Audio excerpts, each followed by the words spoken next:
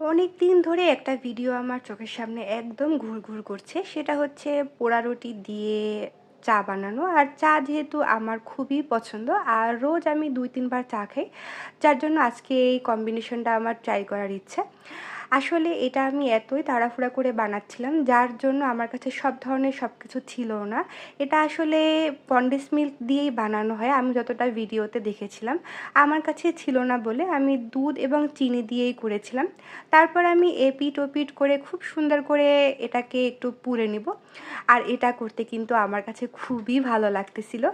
এই তো আমি এপিট ওপিট করে সবগুলো খুব সুন্দর করে রুটিগুলো পুড়ে নিলাম। তারপর আমি বানিয়ে নিলাম 1 কাপ চা। এখন আমি এই চায়ের সাথেই পোড়া রুটিটা ট্রাই করব। সত্যি বলতে আমার কাছে এই কম্বিনেশনটা কিন্তু খুবই ভালো লেগেছে। এটা উপর থেকে একটু পোড়া পোড়া ফ্লেভার থাকলেও ভিতর থেকে কিন্তু খুবই নরম হয়েছিল এবং একটু মিষ্টি মিষ্টি ভাব ছিল। কনডেন্স মিল্ক দিয়ে প্রপার ওয়েতে আমি আরেকদিন ট্রাই করব। আপনারা এটা কে কে ট্রাই করেছেন অবশ্যই জানাবেন।